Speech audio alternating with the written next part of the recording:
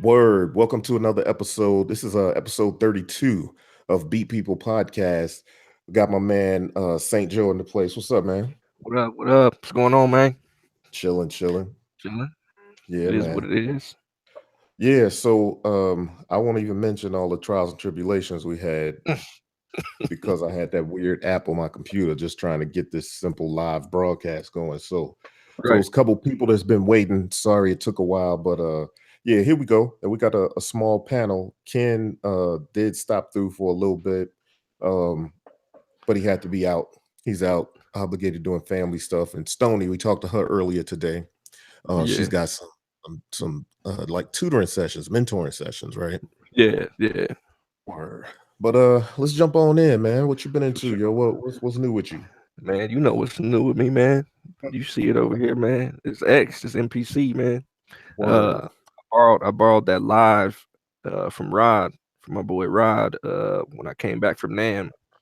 And probably that next week, Kai sent over the X for me to check out, man. And I just been on that joint. That joint dope, man. So I just been rocking with that all types of different types of ways, man. Word. So That's what's up. Hold on. Let me do this pop chat. So sounds like you really digging that X, man. yeah, well, I mean, as long as you know me, man, you know the workflow that I've always been looking for is just being able to quickly capture audio, Right, right. Because and you're just not necessarily a MIDI dude. yeah, so just keep it moving, man. And I like the way they implemented audio tracks in that joint. And Hmm. it's just the fact that that joint is I can just work on it. I don't have to deal with software and the computer and none of that. So right now I just got all my hardware running into that, and I just capture it as audio tracks, man. Word. Joint's And dope, you man. doing you doing you're not even rocking it in the in controller mode though, right? You Nah, all yeah, standalone, huh? yeah. I did controller mode once just to see how it worked. And the main reason I think controller mode would be useful for me is if I wanted to pull in some plugins Mm-hmm. or if I wanted more audio tracks, more than eight. Um, Mm-hmm. but a lot of the times, man, with the stuff you can do standalone with the audio tracks and the samples and all the different stuff, like eight audio tracks is enough Mm-hmm. Typically. a lot of times for me. You Mm-hmm. think about, I mean, Cats was doing albums on 4 tracks, you know what I'm Right. saying? So it's like Classic albums. yeah, yeah. So it's like for me, it's like usually if it's audio, like I don't need audio tracks for my drums and some of the other samples or anything that I'm using that will be on the MPC. But if I'm bringing in like some synths or some percussion or different stuff like that, then I could throw those on an audio track, man. And I haven't got to a point where I ran out of audio tracks in standalone yet, just for the way that I like to work. So it's like Mm-hmm. I've been able to do everything that I wanted to do, and then, like I said, all the drums and all the sample editing. Also, it's the sample editing. So not just being able to capture audio in a way that I like to work, but Mm-hmm. the way that you can edit the audio. You know what I'm saying? Like it has proper audio editing, so you can just pull it up and edit your audio and do what you need to do. So, yeah, man. I mean, I honestly I didn't expect it to fit my workflow as much as what I'm saying, as it is. And because you've been on the X, Mm-hmm. and you've been on Yep. you was on the Ring and all that stuff, and I've had the studio and the touch and all that stuff. And I was like, it just ain't quite where I need it, man. But once I messed with the live and then got that X, man, I was like, yo, I was a believer. It's definitely I got a whole list of stuff in Evernote that I think needs to be improved and changed and stuff like that. It's definitely not perfect, but for my Mm-hmm. workflow, it fits it more than anything at this point, which is crazy to think. You know what I'm saying? I Yeah, definitely I wasn't think that's the expecting that. last thing any of us would have thought, Yeah. especially, you know what I'm saying? But here's the interesting thing. You talk about um the editing capabilities and that kind of stuff. I dig the idea. You got those audio tracks, and it's easy to go and flip that into a sample if you want to, or Yep. whatever it is that you want to do. Um, you find the screen and the audio editing and all that with the touch screen. You find that to be better or Bruh, better I than you can't. thought, or Yeah, it's the screen because I had the touch before and I did not like the responsiveness of that screen. Like that screen to me was just not. It wasn't good. You know what I'm saying? Mhm. For those of us that are used to the touch screen on our phones or iPads and stuff like that, it's like the MPC touch screen wasn't as responsive, but the one on the X and the Live, it feels just like you working on an iPad. So it's like, um, Yeah. I don't know how I could go back to something that's not touch-based screen at this point. You know what I'm saying? Because it's like, man, Mhm. I had that, and then for the longest, I had the montage sitting right next to it. So it's like, man, it was just all touch everything. You know what I'm saying? And it's like, man, if you got to go back to something where it's not, I find myself trying to touch just screens that aren't even Mhm. touch enabled. You know what I'm saying? So, nah, I think the screen and the layout, the whole navigation is dope. And one thing that I did notice, because I've been a huge person, like, man, I really felt like I wasn't a huge fan of the NPC software, you know what I'm saying? Mhm. Mhm. Just the layout and a lot of the different stuff that's going on. But I have noticed that the more time I spend on the hardware, the software just makes sense. You know what I'm saying? Even though I Right. don't use the software, like even when I open it, like when I open it to export expansions or whatever, it's like, okay, it all makes sense because I'm so used to being focused on the hardware screen and all the navigation and stuff. So, what I found You that interesting. That's something I didn't expect as I well. gotta say, I think before I got on the beta team, and I saw the software, and I was on the beta team before obviously I had the hardware, and I went to NAM, and that's where I saw it for the first time. And shortly thereafter, I got an X. Did a lot of Yeah. testing with the Eurorack and all that. I gotta honestly say, man, it was a little the software coming from the REN, even coming from 5,000. It was a little overwhelming at first. Hmm.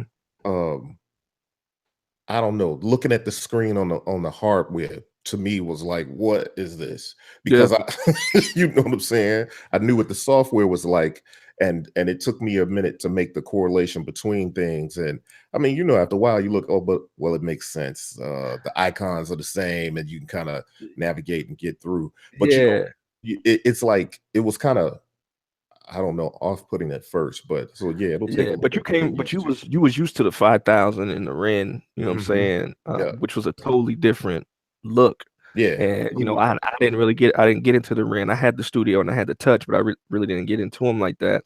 And I really wasn't familiar with the software at all. Hmm. I had been watching the development of it since before it first came out, you know what I'm saying? But I didn't really use it like that. So for Mhm. me, spending time just focused on the hardware and the navigation there and where everything is like all that made sense once you open up the software. It's like, okay, this is this. You know what I'm Yeah. saying? Whereas before I would open the software and be like, man, I don't know what's going on. They got screens all over, you know what I'm saying? They got all these mixers all over the place. But it's like now being limited to just focusing on the hardware and using those parameters, it's like all of it makes sense because now I know, what mixer is what, which screen is what. Yeah, yeah. Which again is something that I wasn't honestly like I wasn't expecting. Y'all know, how I am, man. It's like I always felt Mhm. like workflow is the hugest thing to me. You know what I'm saying? And whatever gives me the workflow I'm looking for, that's what I'm gonna rock with. Mhm. But I just wasn't expecting the NPC to do that. I thought it was dope. You know what I'm saying? I'm like, that's a dope piece. It looked good. But I was still Mhm. cautious. Like, I don't know if it's really gonna fit the workflow that I'm looking for. But the way those audio tracks work, man, and the way you can, just navigate everything and the samples and the touch screen and the zooming in on your samples and all that stuff, Mhm. man. It just I don't know, man. It just fits. And like I said, I used it in controller mode probably once so far, and it really worked the same. Honestly, like it Mhm. really felt the same. It was just like, okay, now I can see all my hard drives, you know what I'm saying, in my computer, or now I can see my plugins, or now Yeah, I you know can I'm not use all the limited by plugins. audio tracks. But it's like until they get to a place where I can see the plugin on the controller screen, like if they made it where if I'm using the plugin, I could pop it up and edit the plugin from there, then that Mhm. would be more useful for me. But it's like using it in controller mode. If I use a plugin, if You I want got to get to the presets, yeah, you got to go back to the computer, and that's not what I'm Mhm. looking for. You know what I'm saying? Yeah. So it was like, it's cool. So really, I mean, when it comes like to plugins and stuff like that, I mainly relegate that to apps on the iPad. You know what I'm saying? If I want to use I like different, that workflow you're doing right there too, though. Like, yeah, because it still keeps it hardware hmm standalone. You know what hmm I mean? Because yeah, I gotta say, me personally, I probably am direct opposite. I use it in you are, controller mode, you yeah, know what I'm saying? And yep, and most people would probably be surprised at that, but like just as much as that MPCX is a hybrid, I must be a hybrid type of dude yeah, because I like to blend all of that together, like yeah. all my hardware stuff along with all of my software stuff. I'm But the in a main thing really for the main thing yeah. for you, software is your UAD plugins though. Yep, that's it. Like you ain't really using like plug-in instruments per Not se. really. It's mainly your effects. So Yep. if there was a situation where you could use all those plugins, Mhm. in like a standalone box type of situation, Yep.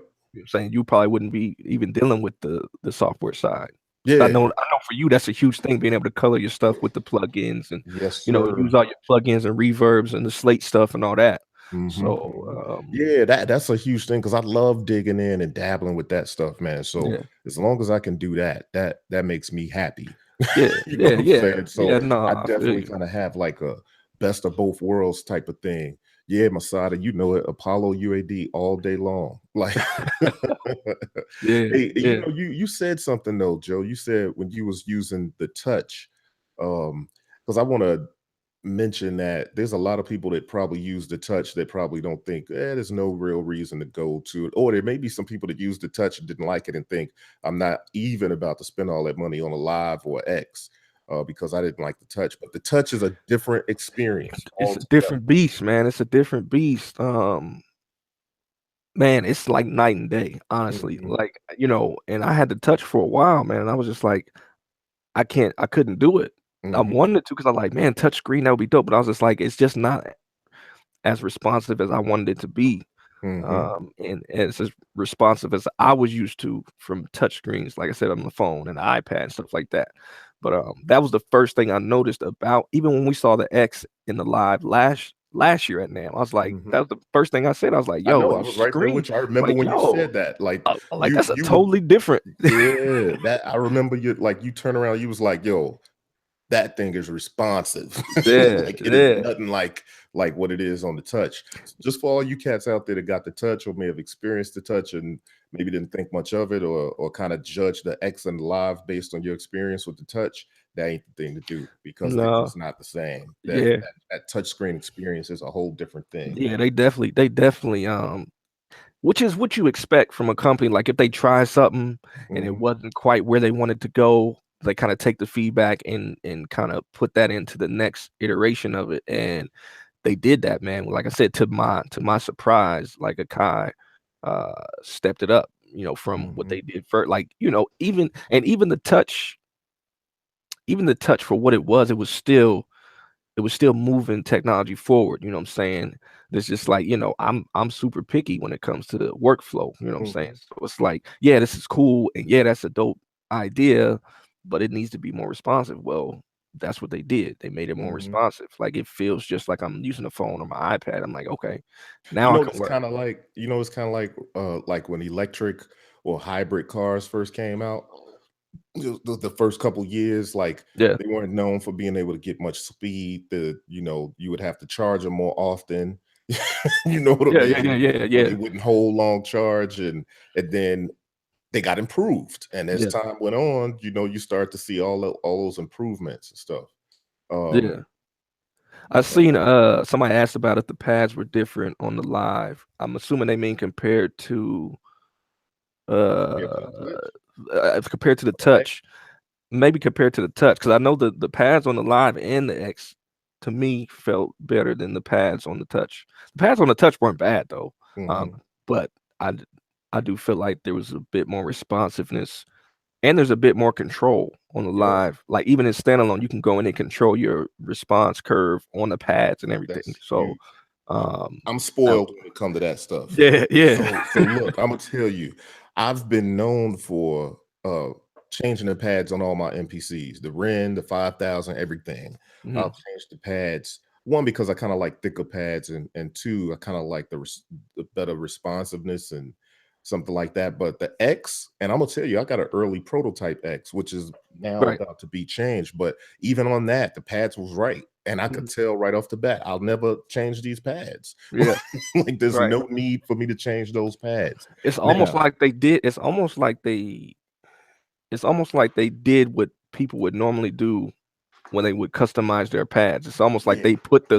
they customize them joints already because them Mhm, joints just mhm, like they're like fatter. You know what I'm mhm. saying? They If you are. look like if you compare them to the Ren or the Studio or the Touch, like them joints are Yeah, they rise up. significantly fatter Yep. than those other ones. And so it's like maybe they looked at that and seen what people were doing and was like, hey, we're just gonna make our pads fatter. You know what I'm saying?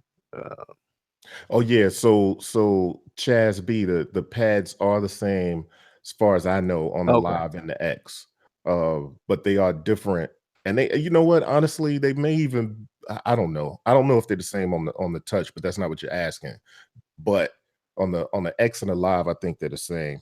And what we're saying is, I think that the pads were improved from Touch to the Yeah. next, you know, Mhm. Live and X. Mhm.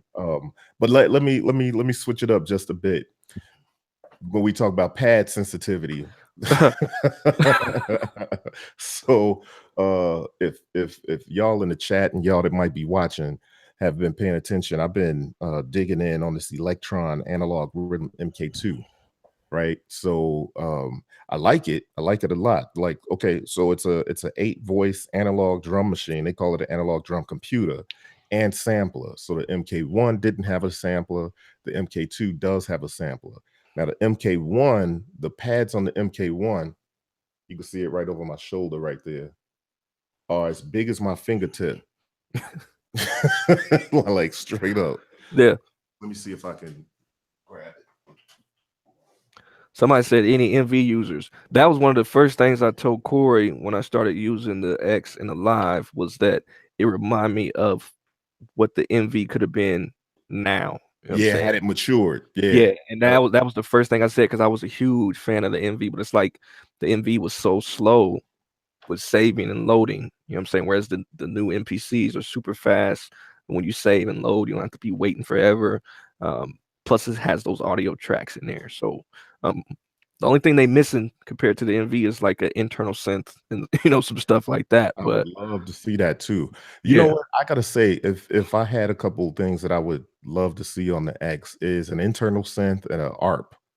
yeah, Because the 5000, I know a lot of people, have a lot of disparaging things to say about the 5000, and probably rightfully so. But I've rocked with it for years, yeah. and I really used the synth, and I really used that ARP Hmm. um, like crazy. So is the sampler digital and the drums analog? Yeah. So yeah, Masada on the um yeah, what up, Accurate Beats? Yeah, so Masada, the sampler is digital and the drums are analog. So it's an 8 voice analog. But Yeah. what the reason I transitioned to that is because of the pads. Um, right. So these are the pads. You see how like the joint, those are small pads, bro. You know what I mean? And they tough, like meaty and tough, not the kind of responsive pads. So the ones on the see if I could just I got all this stuff sitting up here. So these are the pads on the other one. Obviously, they're bigger, but the responsiveness, like in comparison, I know some people would probably be like, "No, you can't really compare that to the MPC," and I wouldn't typically. But if you're used to the responsiveness and the pad sensitivity and the ability to adjust the sensitivity on the MPC, if that's what you're used to, you ain't gonna get that out of the rhythm. Yeah. Not. Yeah. I know that's when I seen your videos, like I told you, like when I seen your videos, like, bruh, it looked like you gotta hit them pads extra hard. You know what I'm Mhm. saying? To get them to trigger. I'm like, hopefully they can adjust that in a firmware situation where they can make it more sensitive. I don't know. That'd be Um, nice. I'm yeah, I don't know. hoping. I've asked that Yeah, they add yeah, that. You know what I mean? And I'm not a part of anything like that. I just know some of the dudes over there. But right. if they could add that, that would be dope. Uh, Because yeah, you but do have to kind of bang them joints yeah, yeah, to but I get will them to say, man, respond I right. will say, like, I do like the idea of having a standalone drum synth because it has all those engines in it where you can just Yeah. create your own drum sounds. Like I really like the idea of that. And so I could see like somebody like me who may not be so much into the the menu system and the sequencing side of it, Yeah. using it next to something like the MPC just to build sounds and sample them in, and just have your own custom drum sounds. You know what I'm saying? So Yeah. I keep thinking about exploring it in that realm because I don't think that's the only drum machine they have, right? Like the Digitech doesn't Mhm. have those engines in it, does it? Nope, it's not. See, that's the Yeah. misconception. Masada, I find out what the bit depth and the sample rate stuff is for you. I don't know right off, but I can find out. I have to look it up. But Yeah, so I be telling people the Digitech is they call it a drum machine. Well, what do they call it? It's a 8-voice digital drum computer and sampler. I Mhm. don't know if that's true. And Yeah. I say that because it when you turn it on, it loads 8 drum sounds in it. Mhm. But those are not coming from a sound engine on the internal. It's samples that are stored there and they just automatically load. Like if you have a project, the default project loads those 8 samples to the first 8 pads, Right. right? But if you was to change those samples will go away and you can't pull them back unless you reload them. It's not an engine like a Mhm. sound engine that you can just turn up and start tweaking the sound. Yeah, but they don't call it a drum synth though. Yeah, they don't call it a drum synth. They call it a digital drum computer and sampler. And in real life, it's a sampler. Yeah. You know what I Well, I mean, mean? I guess it depends on what your definition of a drum computer would be. You know what I'm Yeah, saying? Because yeah. to I mean, even to me, like drum computer isn't the same as a A drum drum synth machine. You or a drum gotta machine. you got a good point with that. Yeah, So because I yeah, it's not like a digital drum synth right. like their other joint. The machine drum is a Mhm. digital drum machine. You know what I Yeah. mean? It got Yeah. voice engines in it. Yeah, that's kind of the realm that I'm interested in dabbling in because I've never really been a drum machine dude when it comes to like, analog drum machines and stuff like that, 808, 909, that type of stuff. But Mhm, I like the idea of being able to generate your own drums from a drum synth, like they have in Machine. But mhm. I would want something like that in a standalone capacity. Like I always thought it would be dope if Arturia made Spark a standalone because Spark Yeah, has that the would be dope. analog stuff, but it also has like those physically modeled drums and stuff like that. Because it's like, man, you could always come up with your own drums on the spot. You know what I'm saying in that way. And so, yeah, I'm kind of. I mean, the rhythm looks like something that I. That's one of the main reasons why I keep considering maybe I would like to test it out. Maybe I would like to try it. Not so Mhm. much for the sequencing side of it and the, all the Yeah, 'cause features like that, but that's the part that I think drives people crazy, the yeah, yeah, sequencing yeah, side. yeah, and I've had electron gear, man, and it was Mhm, like, yeah, it sounded good. Like when I had the Analog 4, it sounded good, but it was just like, there was something about the workflow for me. Workflow is huge, and it was like it just didn't mesh with me. I was able to figure it out, mhm. but it was just like, it's not really what I'm looking for. But the sounds were dope, and so I'm like, man, I could see having something like that just sitting there to generate drum sounds that I can sample Yeah.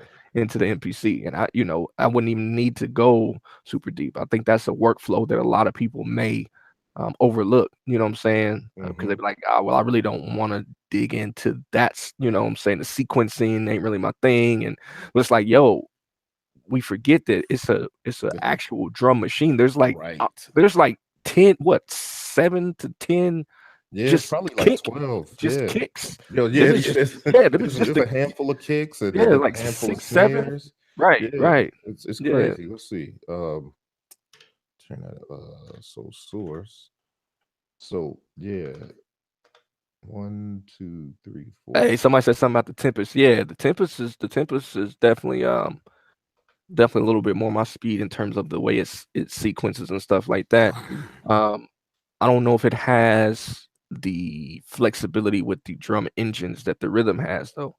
And so like I said, for me, uh, I would sequence on the MPC. So Yeah. You know like what? That's that's just with the Rhythm MK1 and the Ren. Like yeah. I had them 2 joints middied up like bosom buddies, man. Mhm. So I didn't really like there would be times when I would mess with the sequencer on the Rhythm MK1 when I was messing with the Ren and just kind of, you know, send the signal to start it, right? You know Yeah. what I mean? The transport stuff. But a lot of times I would just use it as a drum machine and kind of use it to come up with different sounds, the same way you would use a synth Yep. to come up with different patches. I would Mhm. use my drum machine to do that. And Yeah. that's certainly possible with this joint too. I could Right. tell you the difference in the sampling um, without the technical information sitting in front of me, but the difference in the sampling is that obviously it's a different machine, so it makes Right. you create a little different. So when Definitely. you sample with it, and then they have they have their own delay, reverb, distortion, and compressor. and all those different things and LFO and stuff that you can assign to all the different modulation points or destinations and stuff. Yeah, So it somebody definitely, Accurate Beats said the same thing. He's like, "What is a drum computer? What does that even mean?" yeah, That's yeah, from, and that's what I was getting at. I'm like, that doesn't necessarily mean drum synth, but it could be. it It could be. doesn't it doesn't Yeah, I necessarily think it's kind of mean. ambiguous on purpose, like Well, that. and then if you think about how they do stuff, they're always changing what their machines can, you know what I'm saying, what Yeah, their machines can do. They're always adding stuff to it. So it's like we just gonna call it a drum computer. And that way we could put whatever we want yeah, in there. You know yeah, what I'm saying? yeah. Like you kind of know what each one does. This one samples and sequences, this one has these engines in it, but that doesn't say that they can't come around later and be like, Hmm. we're gonna throw this in a digitac and we're gonna throw this in the rip. You know what I'm saying? It's like it's Yep, still and a they known for that too. yeah, yeah. Like for instance, I mean, the Rhythm MK1, well, and I mean, I guess the Digitag too. The Digitag has had mad improvements on workflow and stuff, but the MK1 was just what it was. It had like whatever 8 voices, and then or whatever 4 or 5 voices. I don't even know what it was when it came out. But then one day Yeah. they did an update, and boom, that joint had like 13 or something voices out of nowhere, Yeah. and a impulse machine to trigger your Euro rack, and Yeah, and that's what I remember. That's what I remember, man. That's what I remember when that rhythm update came out and they added all them engines. I was like, yeah, yo, ton of engines. that was the first time that I ever really actually considered using a drum machine because I was like, that I could use, you know what I'm saying? Because it Mhm. had not just synth engines, they had like almost like natural sounding drums in there that Yeah, you can generate from the synthesis in there. I'm like, they that did. for me, that's what I would use, you know what I'm saying, Yep. to come up with ideas and what I'm saying, just being able to kind of explore a workflow of coming up with those, sampling them into your sampler and running. It's like, yo, like you That's said, it's just like a huge. synth. It's just like a It synth, is. just It coming up is. with It's your like a own huge. sounds I mean, it quick. gives you so much ability in that. And so one of the things I was trying to show when I did the first impressions video is the fact that you get all those drum voices and synth voices. So I'm Mhm. saying bass drum hard, bass drum classic, bass drum FM, bass drum plastic. I don't Yeah. even know what that is, but I love it Yeah. because it literally sounds kind of plastic and rubbery. You know Yeah. what I mean? It has like a resonance over the top. And Yeah. I'm saying, but that's just the beginning of it because that's just a few of those drum synth voices that's in it. But then you can layer that with samples on top of that, Yeah. and you can blend as much as you want, 100% to 0% on either one, and Yeah, that man. is where the magic is, if you ask me. Um, Yeah, yeah, but I'll definitely be that's using this with the X.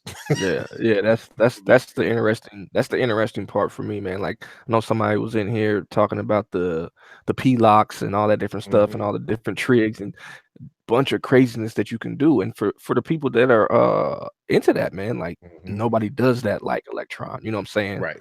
But I think there's a lot of other people that could use Electron gear that may not necessarily use all those features. They may use it they may just be somebody like me who wants to come up with custom drum sounds, quickly in a standalone situation, man. And it's like I don't know if there's any other products out there that are doing that at this point. You know what I'm saying? That Mhm. have those type of, like I said, I wish Arturia would have did that with the Spark, made it a standalone joint where you can actually go in and use that physically modeling That would have engine been and smart, all that yo. different stuff, and you just come That up would with have drums been that way. real smart to You do know. something like that Uh, as a spark plug. hey, yeah, or a Kai, throw something like that in Mhm. the MPC, man, where I you would can, love to see those things in the X or the yeah. Vive. A Hmm. drum synth and a mono synth. You know Hmm. what I'm saying? Hmm. Like those things would blow my mind to have something like that in the X. I mean, for Definitely. instance, too, the rhythm MK2, when they give the update, when we was talking about those updates that come out,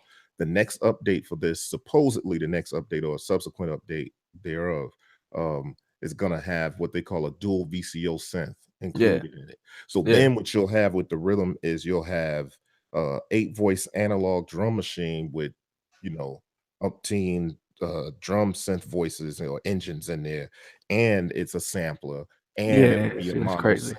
So you'll have like sampler, analog drum machine, and mono synth in one box. Right. You know Right. what I mean? Like Yeah, that's crazy. that's ill. I feel like all of them should have that kind of stuff. Yep. You Yep. know what I'm Because saying? every approach is gonna be different in how it's implemented. Like Yep.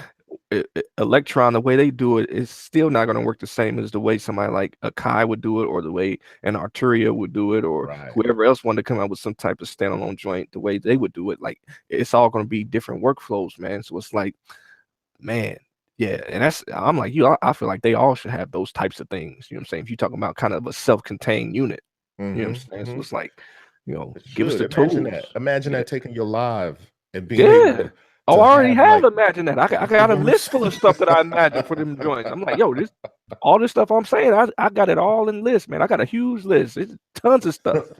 They better not say, hey, what do you think, or what is your and let us they know how say, you really feel. I'm like, bruh, they say, here's let's my see what Joe page. think about Yeah, it. I'm like, how He'd much be you like the time you got? scroll. Yeah, just give me an hour. Let's talk. You know what I'm saying? Like, I got Yeah. some stuff, but yeah, but right now, Electron's the only one that's kind of doing that, man. And so every time I see you mess with, it, I'm like, man, the sequencing side ain't my thing, but man, those engines in there really pique my interest a lot. You know what I'm saying? Yeah. Like, Yeah. um, I'm really interested in that side of it. Yeah, I like combining the two too, because I will say, I am a fan. I'm kind of mystified by. I feel like it's almost magical.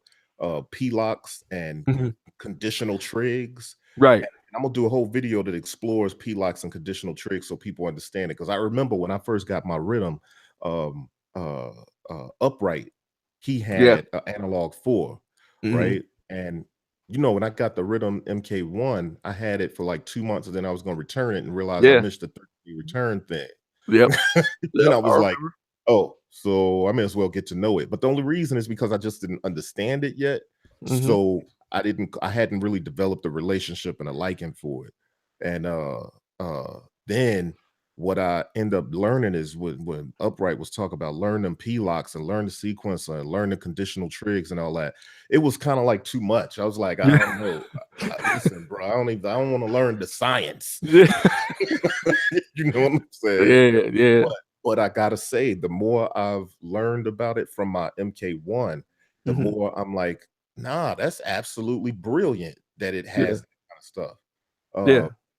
And I love it. You know what I'm Yeah. saying? Like, cause and it's tough to explain right off, but I'm saying, so say you got a 1 bar loop, just a 1 bar loop. You got 16 steps in that 1 bar. Right. Conditional trigs is a way that you could turn that 1 bar into a 4 or 8 bar sequence that doesn't repeat, Right. right? You can take steps and do conditional trigs and say, okay, for step, I don't know, 5 and 13 or 5 and 14 or whatever, I want it to change to a whole different sample every time it flips around. Right. Or you could tell it, I want these steps to be silent 30% of the time, or I want these steps to be silent every fourth bar. Hmm. You know what I'm Right. saying? You Right. can do all that kind of stuff and juggle it around for every single step. Um, and there's some limitations in it where there's only 12 pads here, right? Yeah. So Yeah. that each 12 packs or 12 tracks. Right. So with the kick and the snare, if you got a more simple kick and snare program, you can actually program your snare on the kick track by Right. doing conditional trigs, Hmm. right? Where you could say, hey, on these 2 steps, I want to change it so that it fires off this sample.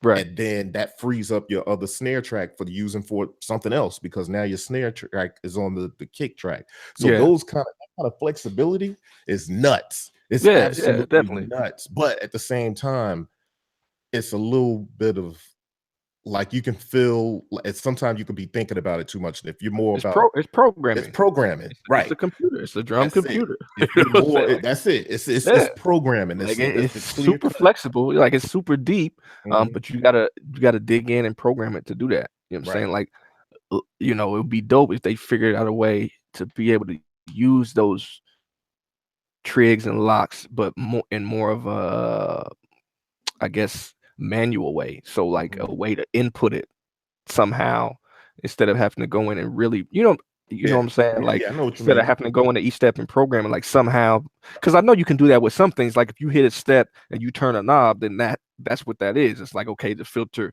Mhm. is gonna act like that here. It's almost like Mhm. step automation. If there Yeah. was a way to do that with the sounds, it's like I hit this and I go to the browser and put it on this sound. Well, Mhm. then that Mhm. means this sound is gonna come up on this step, Yeah. but not the rest of. Like if they made it, a little bit more And accessible it like is that. some of it like that, but it's Right. still like it's not as Right. Yeah, I know some of it works right. like that, but it's like, Yeah, but just if they overall, continue down that road to make it, yeah, more just different ways comprehensive. for different workflows, you know what I'm saying? Yeah, Uh, without a doubt.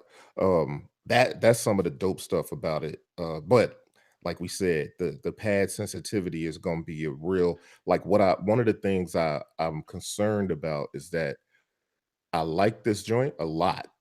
So mhm. I'm gonna let people know how much I like it, but I want to be sure that cats that come from Machine and MPC know that the pad sensitivity is not gonna be what they used to. Yeah.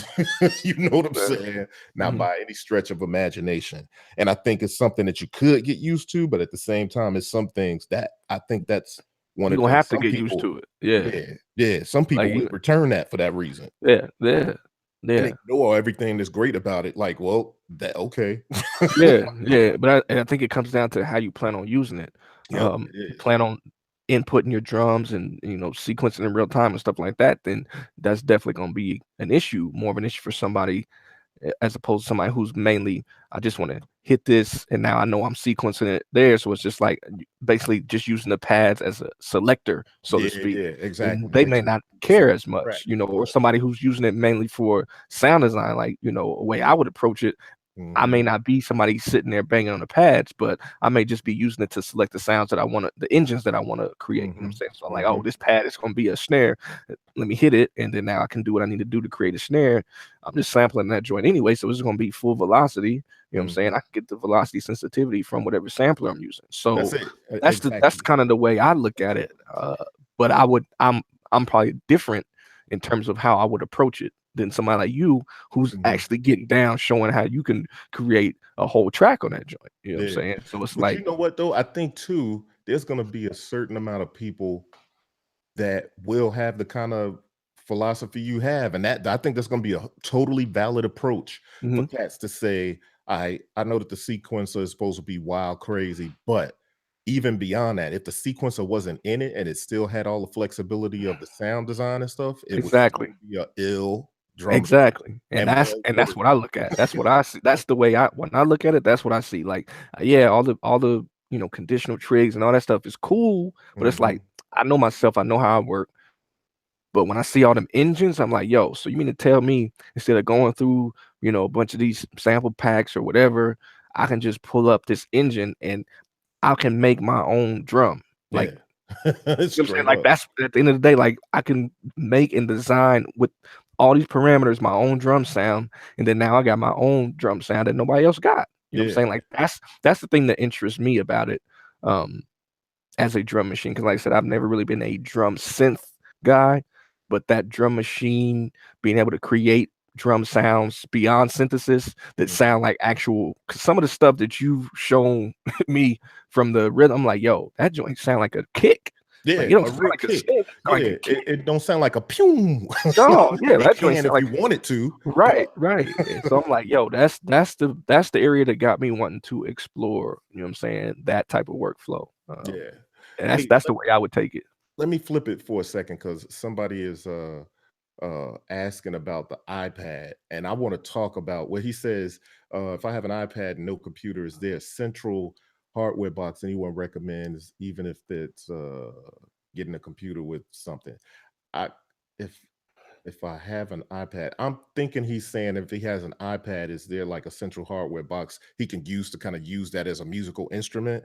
I think I could be wrong, but anyway, let's talk about let's talk about how you using your iPad Yeah. with the So MPCX. yeah, for me, I know a lot of people use the iPad as a mobile studio with sequencing and Beatmaker 3 and MPC software and all this different stuff, and that's cool, and I dig that.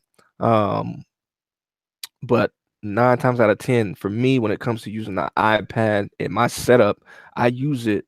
as a sound module. Like I try to like right now, if you see right here, it's just dedicated. It's got this the iPad, and I have a little iRig mini keys dedicated to it, so I can just play it like it's like it was a synth. I could play it like it was this, or my Rhodes or whatever. But it has all these different sounds on there, and that's how I use it. And basically, I'm not even using MIDI at this point. I'm just recording it into the audio tracks of Mhm, the MPC, just like I would record percussion, or just like I would record a synth, or just like I would record a Rhodes. Like that's mhm, how I use it. But there's so many different ways to use it.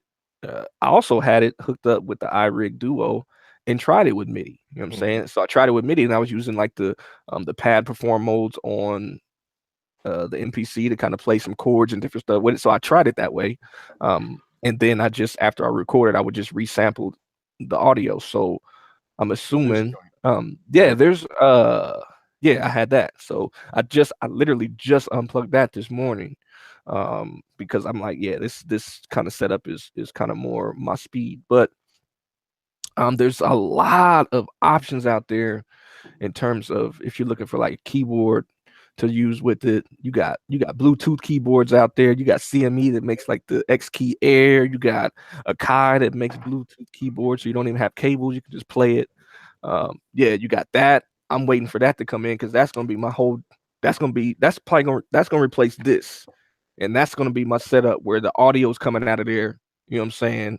And the MIDI's coming out of there, and I'm gonna just use it as a dedicated situation for the iPad. So that's the iRig Word. Keys IO. That's what I'm looking forward to getting that joint in. Um, because for my workflow, you got something like that where you can get audio into the iPad, you can get Mhm. audio out of it, you got MIDI, you know what I'm saying? So it really just depends on what you're trying to do in terms of a central hardware box. Like, are you trying to just control the stuff that's on the iPad? Are you looking for something to sequence the iPad with?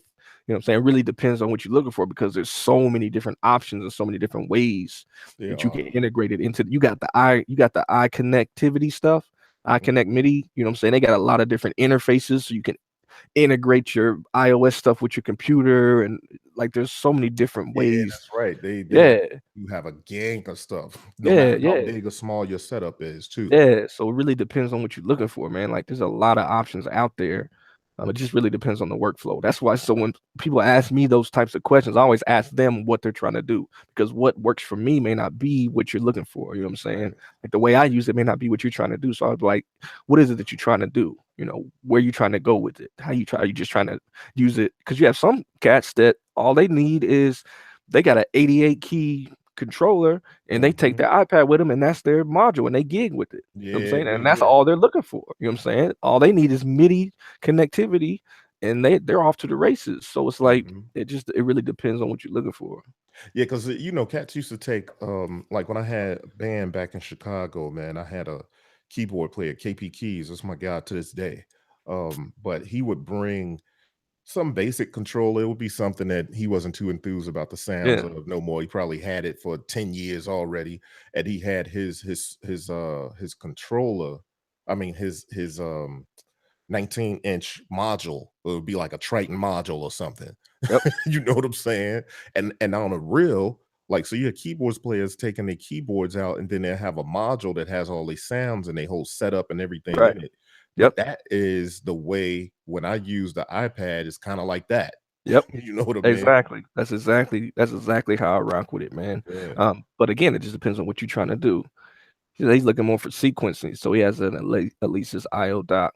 Hmm. And he has a key step for keys. Yeah. So it depends on if you want to go software, if you want to go hardware. Like if you want to go hardware, there's stuff like the Electron stuff. There's the MPC stuff out there. Hmm. Korg got their Electribe and the Electribe sampler. Like there's a lot of standalone sequencers out there. Hmm. If you want to stay away from the computer and you want to mainly use um, iOS. So Yeah, there's so many. There's some real high-end fancy sequencers out there yeah. that can do just as much or more than a computer because they got the Mhm. power. And I mean, there's so many out there. When you start getting into things like those desktop sequencers, like um, what is that joint? The Squarp? Scroll, yeah, yeah, yeah. And So there's yeah, Polyen. Polyen, there's another Yeah, one. yeah. And then my guy who made the phenol. What's Oh, the yeah, yeah, yeah, yeah, yeah. I can't think of the name of their sequencer though. yeah, I'm gonna find it's crazy. But I know I what you're talking mean, about though. they got a that's a dope sequencer, and it's made to really take control of all those um different things that you might have in your studio that you might want to interface with. Right, right. Phenol synth. I can't believe I can't think of, and it's actually real cool cats over there. But Yeah, they have a dope sequencer, and it's a standalone box in itself. So all that to say, there's a lot of options. Kilpatrick Audio is it? there it is. Yeah, That's yeah. the name of the Kilpatrick. company. And let's see, what's their product? The product is Carbon. Yeah, Yeah, that's it. Carbon is a dope sequencer. Hmm. Yep, yep, yep. So yeah, you might want to look at that. If you get into oh yeah, the Circlon, that's right, Daydream Yeah, Sound. So there's a lot of stuff out there, and you can kind of interface it with not only your iPad, but you can interface it with just about anything. DAWless jamming, there's so many options out there nowadays, man. yeah, um it's immeasurable, it's crazy. But I'm gonna definitely. tell you, Joe, you inspired me a little bit, because what I've been doing with my iPad is I've been using it mostly as like using Beatmaker 3, Hmm. or like my man is asking about Blacksmith, he's asking about IMPC Pro 2, and we Yeah, actually are supposed to have a show dedicated to it at some point. Some point soon we're gonna interview the guys who made IMPC Pro 2. um so I'm still digging into IMPC Pro. I haven't dug in as much as I've dug into Beatmaker 3, and there's only one reason. That main reason is because I can get to my Dropbox where I got my samples at on Beatmaker 3. that's huge. Yeah, that's That's a huge. huge thing, and and there you got to use something else to do that. You can't really. There's no inherent direct connectivity to something like Dropbox and Yeah, IMPC Pro 2. they gotta add that, man. Like Yeah, they got to add it. I'm thinking they will. they got I to. heard that they would, but it's just not there yet. Right, So that's a huge thing for me, man, because I mean, even with me as a sound designer, I'm gonna tell you, I test my kits on stuff like Beatmaker 3. right, You know what I'm saying? Like when I'm away from the crib, I'll just go on Dropbox, bring down my latest packs that I'm working on, start testing it on Beatmaker 3. And if it'll sound good on there, I know it's rocking everywhere. right, right. Yeah, and I Mhm, mean, I dig. You know, what I'm saying I dig Beatmaker 3, Gadget. You know, some of the other stuff on there, Oxy, Groovebox.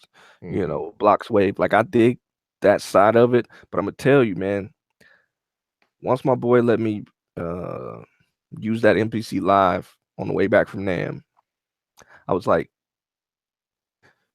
this is my type of mobile. You know what I'm saying? Because it had pads, you know what I'm saying? I like the physical, you know what I'm saying? And it's like with the iPad, it's cool. Um, but it's like if you want to get the physical, you got to bring a controller and you got to, Yeah, you do. And then it's you like, got the octopus going on. yeah, yeah, yeah, yeah. And Yeah. it's like, that kind of gets away from what I'm, want to do. But it's like with the live, it was like, okay, it's just this one joint. It fits on my lap. I could use it on the plane, but I have actual pads. I got actual knobs to turn. Like for me, that changed how I looked at the iPad. Well, I guess I won't say it changed because even before Beatmaker 3, I was using the iPad. I always seem to come back to using the iPad as a module more so than anything else. Like I'll do some sequencing, and Mhm, I'll get some ideas down, and I'll do some stuff like that. But it always falls back to being a dedicated sound module in the mhm, lab for mhm, me. And so it's like, but there was always that, okay, that's what it is in the lab, but then I'm gonna take it with me when I do want to do some stuff on Beatmaker or different things like that. But it's like now when you got stuff out here like the NPC Live, it's like I don't have to use it that way. And mhm. another dope way that I used it with the live was I used it as a sound module with the live, but everything was you wireless because you know what I'm saying the live has a battery in it, the Right. iPad has a battery in it. So it's like Right. now I'm sampling sounds, playing sounds from the iPad directly into the live, again into the audio tracks. Uh, Mhm, but it mhm. was like all I needed was an audio cable to go from the headphone out, to the quarter Into the inch input. on the Yeah. and it's like That's crazy yeah, setup, that's crazy. you think about it, man. That's like it's like flying cars. You understand what Yeah, I'm saying? Like it, yeah, and it wasn't very long ago when we was like, man, I wish we could have something like that yep, where you got a sound source and a sampler, and it's all like don't need no power. yeah. You know what I mean? Oh, Some battery OP1. power. You know what Somebody I asked mean? about the OP1. Yo, the OP1 is dope. The OP1 is Hmm. a dope, again, another dope self-contained little unit, man. And that joint is like, it's about like, Yeah, it's it's little, you know what real I'm saying? little. But it has, you can do drums in there, you got synthesis in there, you got sampling in there. It's even Like, smaller than this, right? Like it's not this long or anything. it's not that long. It's a little tall, it's a little thicker, Yeah, but it's maybe a not little that bit. long. Yeah, Yeah. it's not that long. So yeah, definitely you talking about for traveling or on a plane or something like that, man. OP1 is definitely still a viable option. Hmm. It has a really different, again, it has its own workflow. But I think last night, my boy Dave from Tape of the Month Club, Hmm. I hijacked his for a little bit and I was really considering getting one for a minute. Again, because I'm a hardware guy. I like actual knobs and buttons. So it's like the iPad is cool and the Hmm. iPad is powerful and there's a lot of stuff you can do with the iPad on its own. Don't get me wrong, but it's like I always find myself craving that tactile feedback. I'm saying I always find myself wanting to feel a real button or turn a real knob or something like that. And it's like being able to have those to me, for something to be portable, it needs to operate on a battery. If Yeah. it doesn't Yeah. operate on a battery, it's not portable, it's not mobile to me. Hmm. And Hmm. that's just my opinion. You know what I'm saying? And No, other I people think gonna, that's you know, that may be your opinion, but I think there may be more fact in that.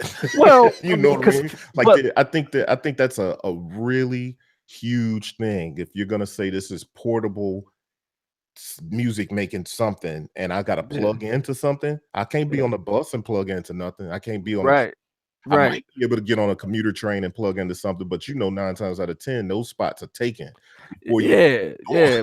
But so, I think, and what I noticed, man, when I was talking about the NPC Live, I noticed there could be a difference between terminology of mobile and portable. Because portable could literally just mean I could take it with me. mhm, It yeah, doesn't necessarily mean I can do what I need to do work-wise while I'm mobile. You know what I'm saying? So it's like, because somebody was like, man, yeah, the Live is portable, but I feel like the X is portable. And I was like, I had to take a step back, but I was like, well, mhm. honestly, like if you think about it, like it is portable. Because he was like, I'm just talking about being able to take it with me when I go to different studios or if I go to a friend's house or something like that. That's portable to me. I'm like, that makes sense. You know what I'm saying? You So got cats. let me show you though. I'm gonna show you the bag that I use when I take my X, and I don't take my Yeah, X places many times, but I do have a bag that it'll fit in. Um Other stuff may fit, like the Ren fit in this bag a little better, but that the lip of that screen shooting over the top of the X yeah, makes it a little bit awkward. Um and I'm sure there'll be some other bags on it. Look, yeah. I let me thought the Live was somebody said the 1500. I thought the Live was 12, like 12.99, yeah, I 11.99. think it's more like 12.99. I comparing the OP1 to the Live. Those are two very vastly different. Yeah, that's a huge difference between those two, man. I would not compare those at all. I feel like the Live is just there's a lot more you can do in a more, I'll say, a more traditional way on the Live. You got way more tracks. You got more of a traditional sequencer. Because on the OP1, when you're sequencing, it's pretty much you have like a tape machine. So it's almost like you're recording the tape on there. Um, oh, Oh somebody said yeah, a on the OP1, it's like 850. a tape. It's like a 4-track tape machine. Yeah, yeah. So it's definitely different. But it's still a cool little box, man. It's just not something I would compare to something like an MPC Live. Nah, Uh, I'd never do that. I don't think I would do verses on yeah. something like that. Uh-uh. But I would say that they're good complements to one Yeah. another. Yo, y'all got some good deals. Somebody said they got an open box for 850 on the Live. Somebody else said they got one for 989. Yo, those is good deals, man. Yeah, that's dope. That's a beast. That's a beast of a deal, man. Um, Oh, we got Flux. So okay, here's the X, and here's my bag. yeah, Right, it's a DJ bag. This joint fits right down in there. yeah. So for some people, they would say that's portable, not mobile. You know what I'm saying? It's not something that you're gonna be able to pull out when you on a train or out anywhere because it doesn't have a battery, but it's definitely portable. You can put it in a bag and go. So I try to be cautious or try to be mindful of using the words for different situations because I know some people use them differently. So I guess I'll say for me, a mobile production tool needs to have a battery in it. You know what I'm saying? If it's something that I can actually use while I'm on the go, it needs to have a battery for me. I don't want to Makes have to sense to worry me. about plugging in. So, um, Yeah, that makes total sense. So you see this, but usually this flap hits at the bottom of here, but because of the way the screen sticks up, but still, yeah, it's I in mean, there. The you got joint's in the the X in bag. the bag. Yep.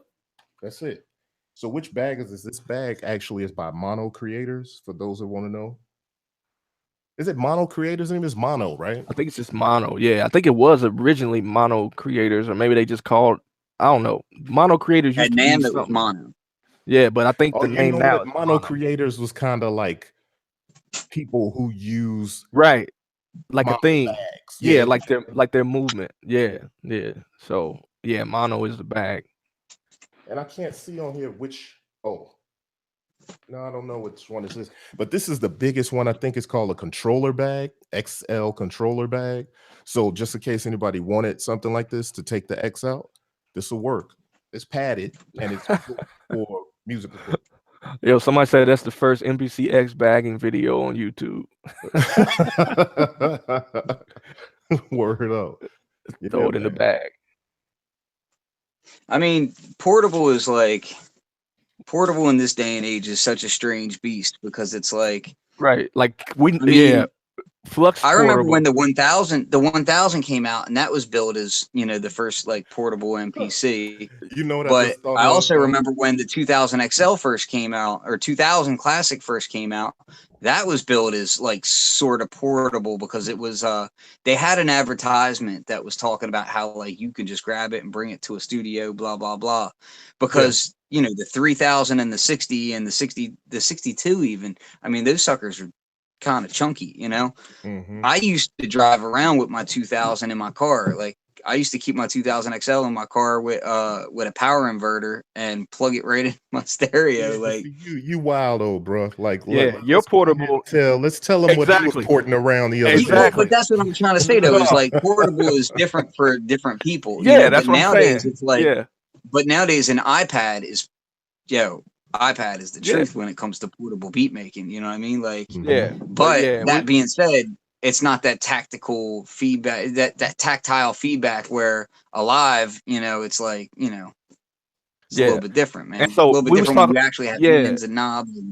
And so we was talking about the difference between portable and mobile. And the reason I said that is because when I was first talking about the live, somebody was like, "Well, to me, the X is portable." And I had to take a step back and realize that you could be talking about two different things when you say portable versus mobile. So it's like to me, mobile means I can actually work self-contained on this unit in a mobile situation, no matter where I'm at, if I don't have a plug or not, and that deals with a battery. Whereas portable is like I could take this with me because we know Flux will take the mini brute with the rack brute, and to him Yeah. that's portable. Like Exactly. that's portable for him. You know what I'm saying? like he's got the mini brute and the rack brute with these modules in there, but he's like, yo, this is my portable setup for the day.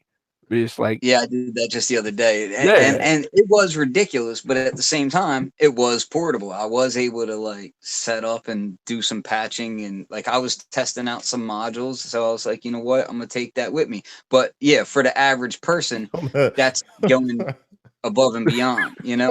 I'm sorry, it's so crazy, bro. I wish I had a picture to show people how it yo, looks sitting in your but seat. it's like, But yo, just one note right here. I want to just let people know in case anybody looked at this later and said, "What was that That's that bag you mono had?" or what? This is the mono bag. It's called the controller. It's the biggest messenger style bag that they have, mhm. and That's dope. yeah, And their Yeah, stuff is built well too, I man. love their Like, stuff, man. I got the and we're not flyby. we're not paid to say that. Like, just to no, No, clear not that at up all. real quick, I'm just letting people know, like, for real, like I don't have any of their bags. I need to get some, but when I go to get a new bag, it'll probably be a mono bag because their stuff is Yeah. like it's so well built. That's the one Yeah. I have right there. I got the flyby, and the live actually fits in there. Um, the So that's live dope. fits right in the main compartment. So And this along with part, my laptop was in the back part, and the live fit in the middle part. And I may have to which was look at cool. that. 'Cause, yeah, that's what's yeah, up. When I carry my flyby, because I have the flyby and the controller bag, so I put my laptop in here and literally everything else in the other part, and it shows that there's two different pieces. It actually unzips and zips back together, so it's like Yeah, it's just perfectly built for that kind of thing. yeah. Um, yeah, it can hold Yeah, so much stuff. So accurate thanks. said a MacBook with a bunch of USB controllers is still mobile and portable. So those Mhm. words are meaningless. Yeah, I feel you. That's what I'm saying. Like yeah. everybody is gonna look at it differently, and that's why I had to look at it differently when I was presenting it. And somebody was like, "Well, I would say portable is this," and so I was like, "Okay." So for me, when I'm talking about mobile, I'm talking about something that has a battery that I can use self-contained. I'm not talking about a laptop with controllers. To me, that's not mobile because I'm not pulling out a controller and laptops and a bunch of wires. Like to me, that's not mobile. But I Mhm. understand that for everybody, that's going to be different. And it's But like, so I always got to Joe, ask somebody we what had they're that talking same about. conversation. We had that Yeah. conversation like every 3 or 4 years. We have a conversation about, oh, it's time to upgrade our laptops or whatever. Hmm. Every like between 3 to 5 years, we kind of have a conversation about it. And I always come back to like, because I'm an Apple guy, like I'm a Mac guy, I should say. Yeah, But yeah, yeah. I don't want to hear we always come back Yeah. to like, okay, well, am I, that. yeah, I finally got off that iPhone juice. Yeah, But so you're yeah, a Mac dude, but you ain't an Apple Kool-Aid type of dude. yeah, I'm not a Kool-Aid guy, but at the same time, I like the way that Macs work in the studio, and Mhm. I'm comfortable with Right. it. And like I have a PC also, but I don't like it in the same way. So it always Right. comes down to, well, am I going to go with an iMac? Am I going to go with a MacBook Pro, or am I going to go with a Mac Pro? And I always end up getting a MacBook Pro because Right. there's a part of me that like every once in a while I just freak out and I'm like, man, I got to get out of the lab. I got to go do Right. something somewhere else. So like I Yeah. always try to have my setup have some sort of aspect of portability to it, even though it's, Right. my portable might be different than other people's, but it's still like I'm able Definitely. to grab just a few key pieces of gear. Like I can grab my MacBook, my audio fuse, and like, a few modules or something, and like machine or something, and I'm good to go. Like I can Yeah. I can rock out completely like that. Mhm. Yo, so But if it was, Masada was mentioning something. MPC Live needs to add Bluetooth sampling from iPhone. That would be ill. yeah, That'll be that would dope. be dope. I would Yeah. want like they would really have to work the kinks out of latency. Like the latency would be the key with that kind of thing. Well, Well, I yeah, mean, but if you're sampling, the all you're reason doing why is it wouldn't be streaming audio. That's true. exactly That's like true. So you when to sampling hit it into it, so exactly. it's like you Yeah. can go in and edit it if what I'm saying. If it's off a little bit, you can go in Yeah, and I just mean, cut that 30 out. This is true. 30 to 60 milliseconds of latency isn't going to be a problem if you're just taking audio in and then you're working with it after the fact. You know what I mean? Like that's Mhm. Yeah. not you're not if you were trying to do real-time slicing as the audio is coming in, then I could see that being an issue. But realistically, like if you're just trying to get the audio in Which you there do have and the then work with capability it, to do that. So, there'd probably be some yeah. cap But I'm just saying, like as far as just trying to get in the audio in general. there and work with it, yeah, Yeah. like that it cuts Yeah, out that an would be extra dope. cable. It would be dope. That would be super dope, man. Hmm. You know what I'm saying? Because then it's like it's so many ways you can go with that. Because it's like if you on a plane and you got the Wi-Fi popping, you can pull up your Dropbox, and now you got your samples in Dropbox, and you can stream that and be a Bluetooth, and now you sampling that on the MPC. Like it would be dope if Wow. they had. I'm saying it would be Really? dope if they had that. So So It somebody doesn't have any messed kind of around with the Dropbox support on there, right? no, no, they no. just they messed around That with would be dope X and right there. Sweetwater and didn't like the responsiveness of the touch screen, so they chose the MK3.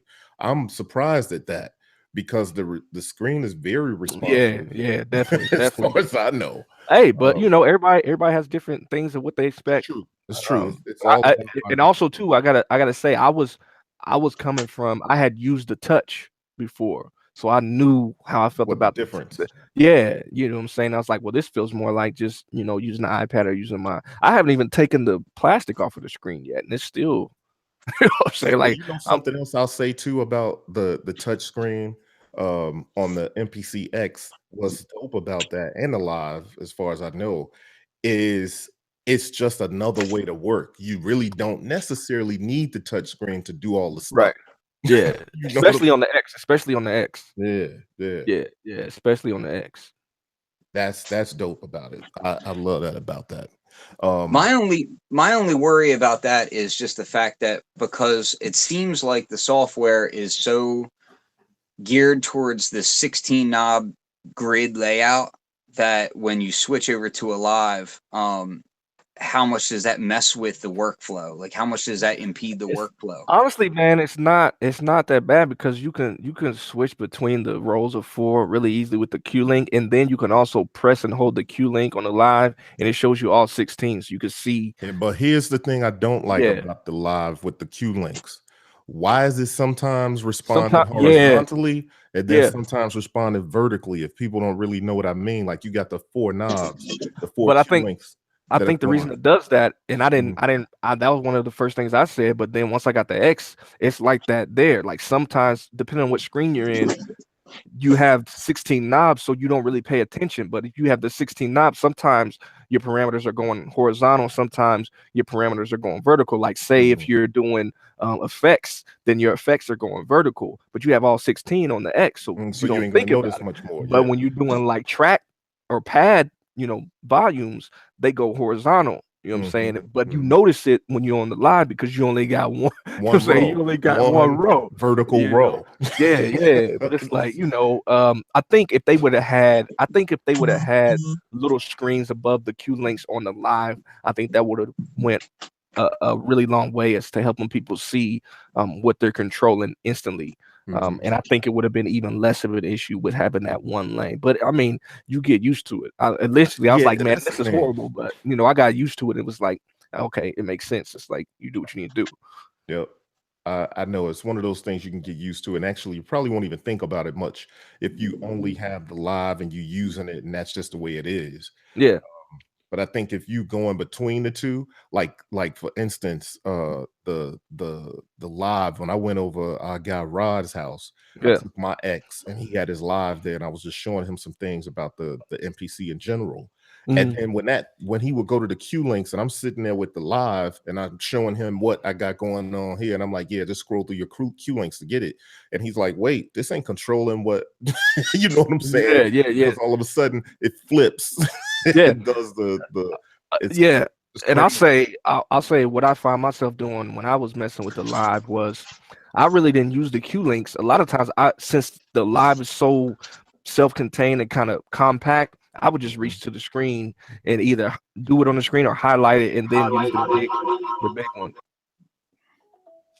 Flux came in here twice, like some Max Headroom stuff. Yeah, what's But I would highlight, whatever parameter and then use the big Q link knob to adjust it. So I really didn't do a lot of scrolling through the Q links on the live. But I mean, it is what it is. Like you can get it done.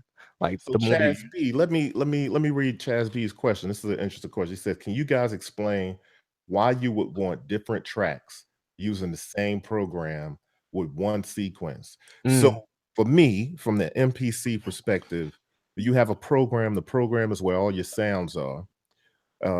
You could have the sequence, the sequence could, whatever, sequence one, and then you go to track one and you say, I want to have b-boy tech program, right? Sometimes I may want to affect the kick and the snare differently than I may want to affect the hi-hat. So if it's a program of drums, I may have track one be in the kick and the snare, and I may have track two be in the hi-hats. And on the hmm hi-hats, I may make those swing, whereas I want the kick and the snare to be like right on the grid. You know what I'm right, saying? So that's just one example of something like that, where you yeah, can have one program because you want to, that's just your pool of sounds. But then when you put it on different tracks, then you can go back and forth and do all kinds of different things to affect that track without having to make another pool of sounds to pull from. yeah. So the I way I always like treated to, it for mix down. Yeah. that's what I was about to say. The way I mainly use it is I think about the stuff that I may want to mute.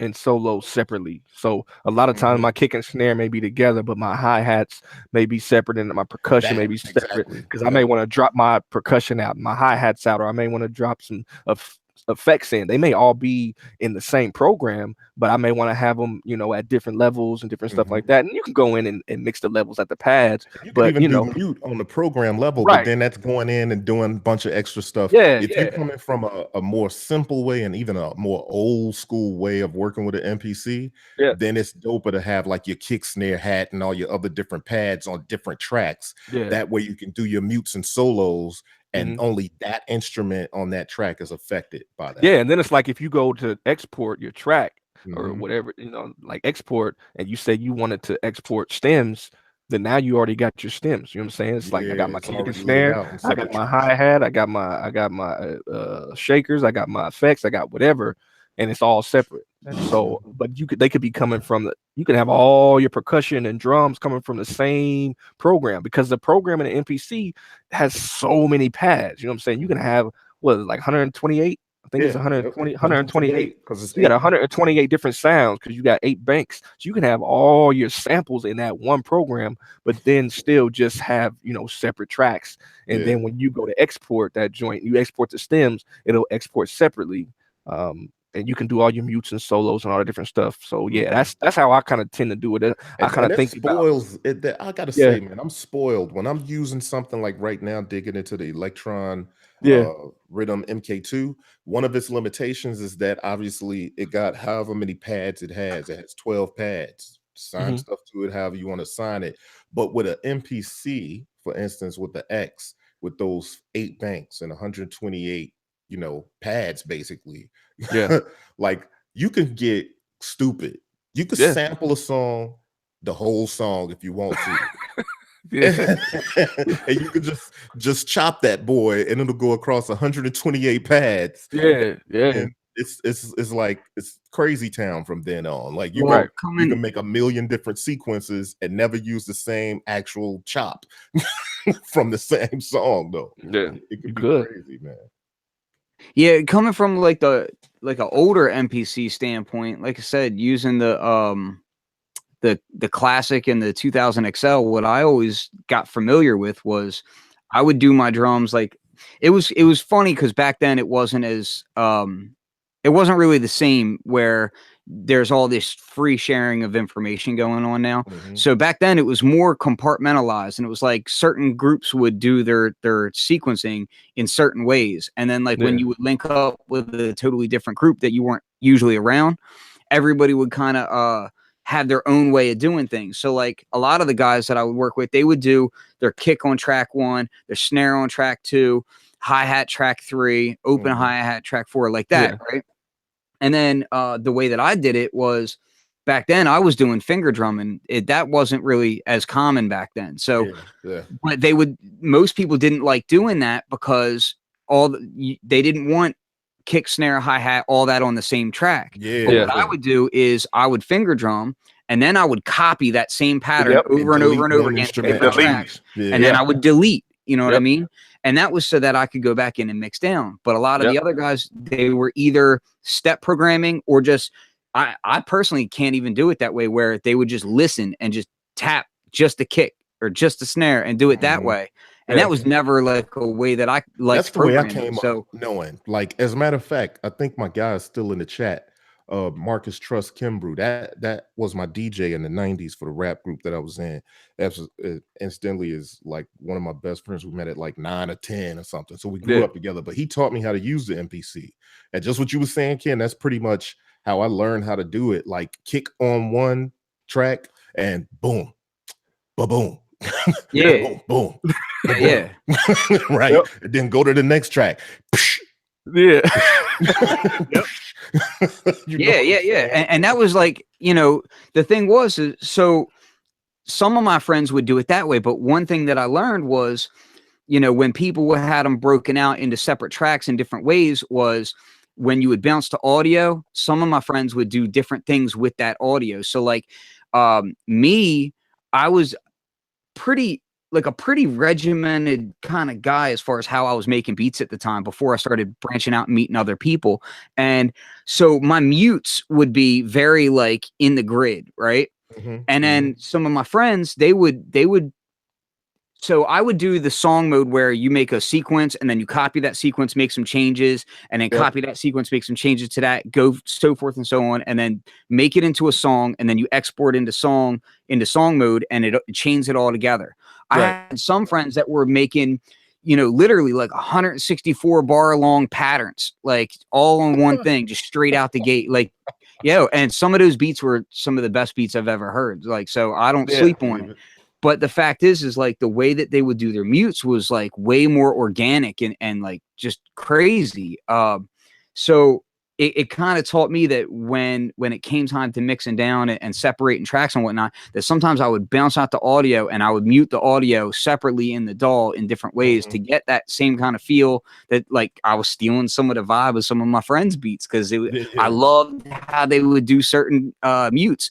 And you would hear like later on, I started hearing that same kind of mute style come out. If you listen to like the early MF Doom stuff, the way he would like on like Rhymes Like Dimes and stuff like that, like the way they would mute out certain tracks, you could hear it cut off like midway into the hit, because it was magical, organic. You know what I mean? Dilla used to do that, and that's what like I used to listen to Dilla and Madlib do that kind of stuff, and I used to just be like, it's such a simple thing. You think like they're just muting something, but the way they did it and the timing in which they did it was just stupid. And like it creates like a disruption. You know what I'm saying? It's such a disruptive sort of way, but and then to drop back in and the rhythm is still right where it was is ill, straight up ill. So look, hold on. I want to put the camera on Flux right quick. I'm gonna lock it on Flux. So we was talking about portability. So y'all see this right in his box? Oh yeah, this was my portable setup the other day. Can you see it? Setup where that red synth is all the way down to this Arturia joint. And I'll show you how it looked sitting on his seat. I'll show you how it looked when it was portable. So basically, like these little arms come out. I can get it. There we go. And then like you fold it down. I got cables stacked on top of cables, so I got to be careful. But yeah, it would kind of close up like that with him. He was out in the street like that. So that was my portable setup on his passenger seat. That's shout out to Arteria for that too. That's the this is the Rack Brute, which should be in stores pretty soon, and this is the Mini Brute 2S, and this is the Behringer Neutron, which should be in stores I think in like 2 months, something like that. And I'll be doing more videos on this stuff. I've been, as you can see, I'm in prison right now. So in my cell block, I've been allowed to do a few. You got the illest cell block. The illest cell that there is out there. Well, you know, I get special treatment in here. It's like The Wire. I'm like DiBiase or whatever his name was.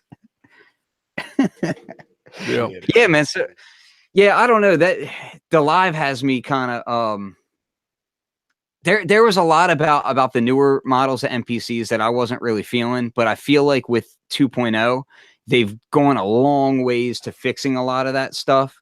There's still a lot of things that I feel like could be more modernized, like they could learn from other software, but it's got me to the point now where I'm like, okay, I think I'm going to head back over to MPC and I'm going to get a live just for portability's sake, because I love the idea of being able to edit stuff up while I'm on the go. You know, edit stuff up by hand, because yes, I can do that on my iPad, but it's not the same. Plus, I hate the way iOS handles files. Like, I want to have stuff on an SD card or something where I can just chop it up, throw it into a folder, and take a physical SD card, throw it in my computer, and be good to go. Dropbox is cool, but I don't know. I figure as long as I got Dropbox, I'm good. But I'm gonna tell you something to your point, and to what I know Joe has made the point too. The extra steps on the MPC versus what you do on the machine. Now, y'all all know I am not a machine dude. I don't know it like that. I've used it and I'm like, oh, I could rock this. But I'm just always drawn back to the MPC. But when I went to Rod's crib and I was showing him the MPC, like from a from my perspective, being the guy that's coming there to teach, right? Yeah. And from his perspective, being the guy that's there to learn, and he comes from the machine background. Like when we was trying to get things together and compare, the language is easy, right? Okay, you know what they call a program versus whatever it is, right? Groups. But then when he was like, okay, I want to turn on quantization or turn off quantization, and I go and do it, and he's like, well, wait, why you got to hit okay? I'm like, well, because that's how you got to tell it that that's the setting you want. Right. That's the thing about the MPC is like a lot of what you do on an MPC is like an extra step to an extra 2 steps compared to what you would do on machine.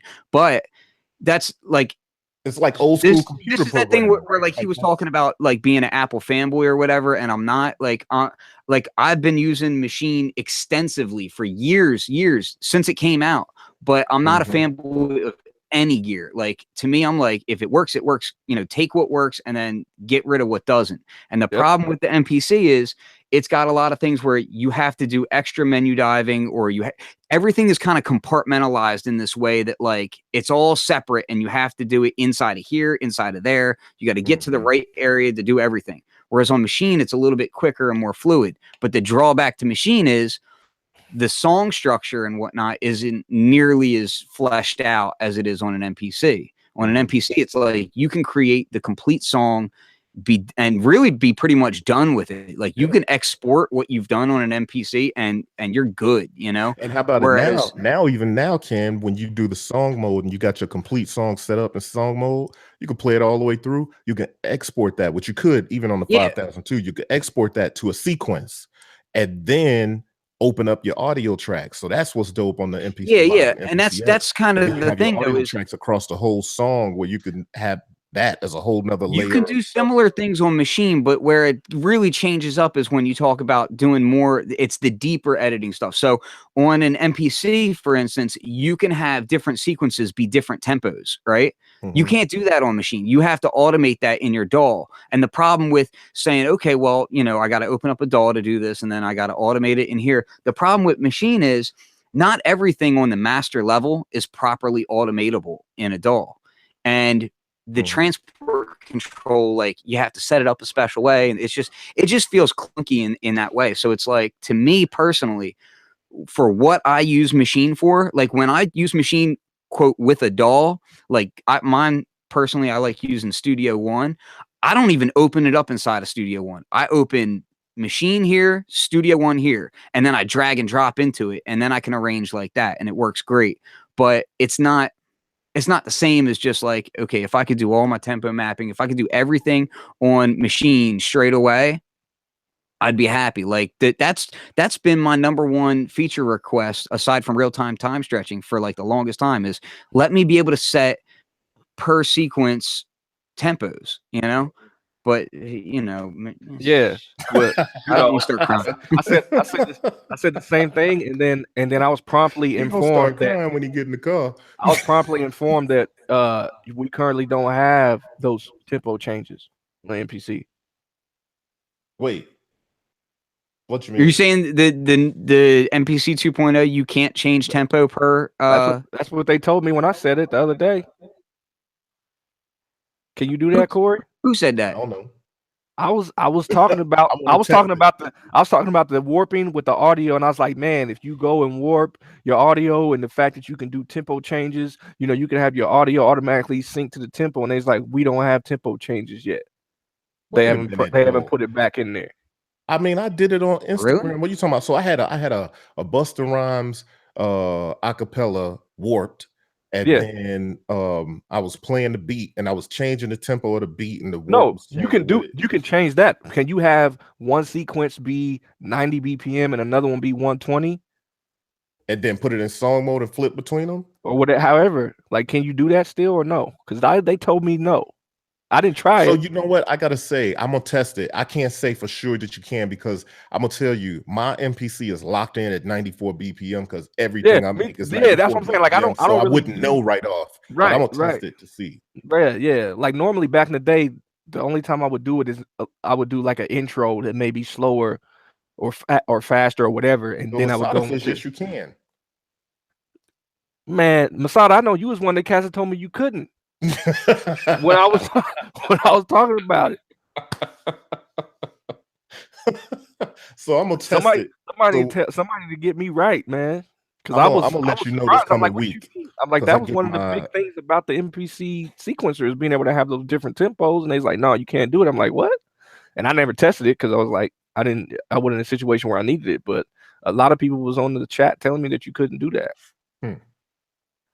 So yeah, because I mean, I don't know. That's crazy if they removed being able to change tempo I per can't test sequence it because now. I can do it. I can do it on my 2000 Oh, he XL right says now. he said you can't make multiple tempo changes. So what's the difference? So can you? Masada, I'm going to send you the link. Jump on here, man. Yeah, Why is Masada not in here is the problem. yeah. Yeah, He let said you me. can. He said you can. He said you can't make multiple tempo changes. But I don't know. yo, That's so that's crazy. what I wanted to touch on, Flux. That So was you a know, staple of machine sequencing for me because I used to always take my like I would do stuff like on the bridge. I would drop my tempo by right? like 5 or 6 BPM just to kind of slow things down for a minute, and then I'd hype it back up. You know? Yeah. So I wanted to touch on the menu diving, man, because you know that was a huge thing for me that I always said about the NPC. But I gotta say, man, after using it, like I don't know, I haven't been using it long enough from the beginning to now to know how much has changed. But I will say from the times that I've used it, like with the studio and the touch, and now like it's a lot different. I can move in and out of things a lot smoother now with the sampling and going in to edit my audio and going back to sequencing. A lot of that stuff is a lot smoother now. And I don't know if that's because they changed it or it's just because I'm used to it, but it doesn't feel like there's as much having to stop and do this and do that. Even with the I think the slicing and workflow the is much signing. much more improved. Okay. Yeah, Yep. because I noticed I was like, okay, I'm not having to do as much stopping and creating things and before I can get to work as I used to have to do. Like I can pull up a program and I could be working on, programs. If I want to edit those samples, I can just go into program edit and I can see my samples and I can just go from pad to pad and edit my samples. I can even do the whole copy a pad, duplicate it, all that different stuff and just Mhm. chop that way really fast now, which I know you weren't able to do that all the time. I think that was something they added. They called it pad copy or something like that. Um, Yeah, pad copy, a and so chop you can do, pad. yeah, so you can do that as well. So it's like they're getting a lot of that workflow down, but there's still, like I said, I got a whole Evernote notebook full of stuff that I need. You know what I'm saying? That I just stuff as I'm working, and it comes across my mind. I'm like, oh, we need to be able to do this, or this doesn't work, or this will be cool. We can do it. Like I got a whole bunch of stuff, man. Somebody asked me what my top three. I'm like, man, I don't know. I can't even. Mhm. I don't even know if I could put my top three at this point. You know what I'm I saying? know what I want. I Like, want I want a arpeggiator in there. I want a synth that you could use in standalone, and I want some mod matrix stuff for the CV. yeah, I can hear you. See, a lot of my Yeah. stuff comes down to like maybe some of the audio stuff or just little workflow things. Like if I set my input to be 3 and 4 and I start a new audio track, I want it to stay at 3 and 4 until I change to something else. Little stuff, things like that for me go a long ways. But Mhm. I'd have to go through my list and see if I had to pick a top three. Maybe that's something I'll do and do a video on or something. But I'll Yeah. say as far as like Yeah, the what's up, requesting Masada? things and things So, changing around. I mean, Machine, as much as I gripe about Machine because it's been so many years that this stuff has been going on. In the past few months, they have been grinding out some pretty good updates. They got some things coming that are definitely like long-term requests and whatnot. So that's cool. I just yeah, kind of I feel it's you. just I'm a little bit jaded. I'm a little bit Right. jaded at this point, just because it's been so long that it's Jaded like I with feel Machine? like the community's been ignored a little too much. Mhm. So hopefully it continues to improve. But yeah, we'll see. We'll see what happens in the long term. Is that Masada in here? Yeah, that's Masada, Masada. yeah, what's up, bro? What's going on, man? Masada in the cut looking like he about to drop a confession or something. Yeah, what's going on, Somebody, man? somebody off to the side holding up a sign like this. Locked him in the need to beat say. cave. Yeah. Hey, Yeah, my kids that- playing video games. I'm trying to be respectful Yeah. to the podcast and not have all that broadcasting. Oh on this. no, I feel you. I that's all feel you. good. It Yeah. just reminded me of a scene from Four Brothers Remember when they finally at the end they went and they was in the cops and they were like, "Tell us what you did. Tell us what you did." So break it down, Masato. What is it? The tempo changes. Okay, so this is what happened. So Joe's broadcasting the other day, and he asked the question. What Ja was explaining to you is that legacy MPCs, you could have like multiple sequence changes inside of one sequence, like inside of one, like I see. You know what I mean? So it's like, say if you're on sequence 1, you can literally have the tempo go from 90 to 85, whatever, all with inside that sequence. But okay. now if you went to a different sequence, yeah, you can have on, say you got sequence 1, you can have 90, sequence 2, you can have 90. Yeah, you could do that. But Akai removed, for whatever reason, the ability to have a multiple amount of changes, which sucks because MPCs had it in a pen. Gotcha. Honestly, I never used it that way when I was an MPC guy. I always used it per sequence. So like my intro would be one sequence, and then my chorus would be a different sequence. So anytime I wanted to change the tempo, I would do it in a different sequence. And I thought that's what got taken away. But if that didn't get taken away, I'm good. Yeah, that's my main. So that is like I want to be able to. That was good because I was like, but for me, I know that I'm pretty much locked in, and like I got my set when it turned it on, it's like 94 BPM, and that everything be 94 BPM. Yeah. I don't do it a lot outside of 94 BPM. I could change it, but that ain't how it was made. Right. Can I ask y'all a question though? Yeah. In your opinion, like, would y'all say that that's core functionality of an MPC? Like, because most things work in a one-to-one way now. Like, all right, you have this one tempo and that's it. You got to stay to that. Like most DAWs are like that unless you put in tempo changes or whatever.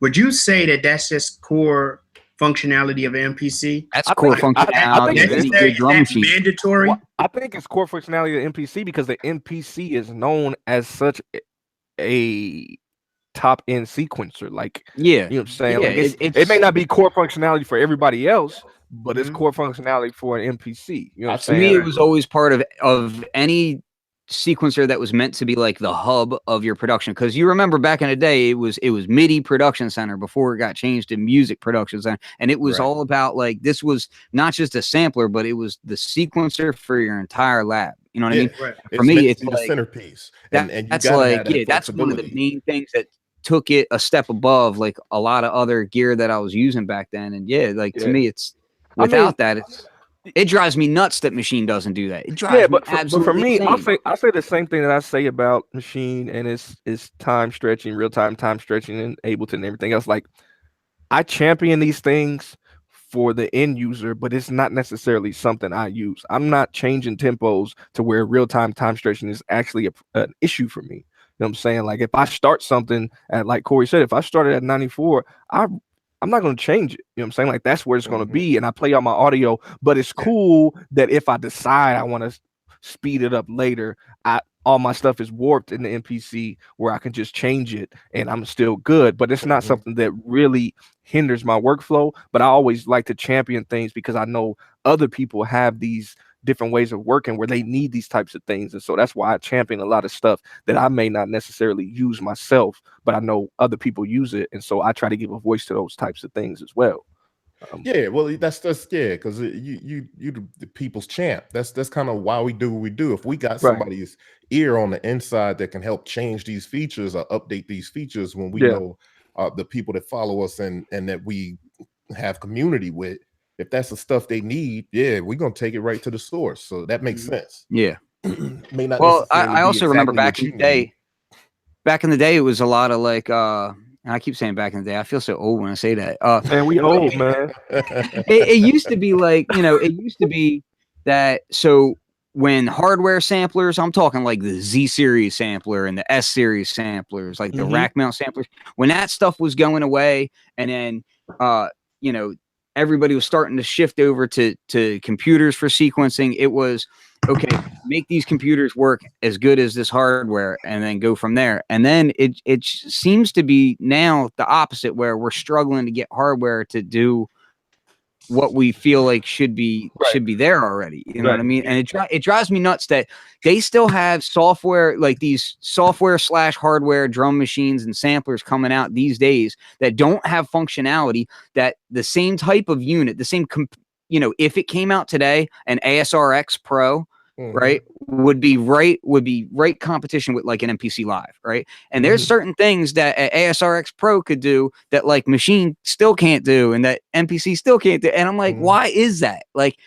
why aren't they all putting that? When I see development teams or engineers that are making these products and they're not even aware of half the functionality that some of these older systems did, like it makes me livid. Like I get so angry because I'm like, dude, did you not do your research? Like, and I'll get downright rude about it. And sometimes they'll be like, you might want to calm down on that. I'm like, no, I'm not a yes man. That reminds me. This is ridiculous. It reminds me of Joe. You told me the name of it because some other product has it.